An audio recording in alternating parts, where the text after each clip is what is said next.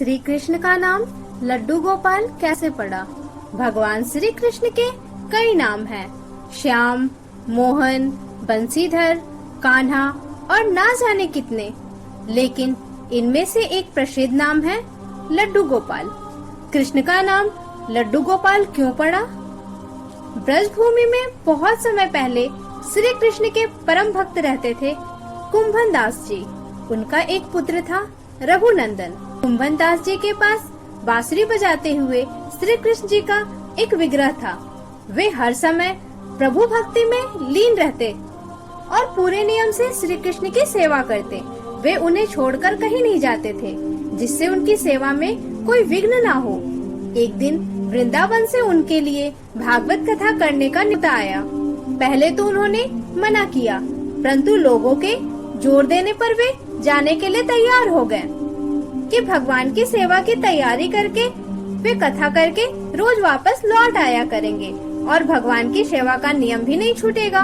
अपने पुत्र को उन्होंने समझा दिया कि भोग मैंने बना दिया है, तुम ठाकुर जी को समय पर भोग लगा देना, और वे चले गए। रघुनंदन ने भोजन की थाली ठाकुर जी के सामने रखी और सरल मन से आग्रह किया कि ठाकुर जी आओ, भोग लगाओ। उसके बाल मन में यह छवि थी कि वे आकर अपने हाथों से भोजन करेंगे जैसे हम खाते हैं। उसने बार बार आग्रह किया, लेकिन भोजन तो वैसे ही रखा था। अब उदास हो गया और रोते हुए पुकारा कि ठाकुर जी आओ, भोग लगाओ। ठाकुर जी ने बालक का रूप धारण किया और भोजन करने बैठ गए और रघुनंदन भी प्रसन्न हो गया। रात को कुंभन दास जी ने लौटकर पूछा कि भोग लगाया था बेटा? तो रघुनाथ ने कहा हाँ। उन्होंने प्रसाद मांगा तो पुत्र ने कहा कि ठाकुर जी ने सारा भोजन खा लिया। उन्होंने सोचा बच्चे को भूख लगी होगी और उसने खुद ही खा लिया होगा। अब तो यह रोज का नियम हो गया कि कुंभन दास जी भोजन की थाली लगाकर जाते और रघुनंदन ठाकुर जी को भोग लगाते। जब प्रसाद मांगते तो एक ही जवाब मिलता कि सारा भोजन उन्होंने खा लिया। कुंभन दास जी को अब लगने लगा कि पुत्र झूठ बोलने लगा है, लेकिन क्यों?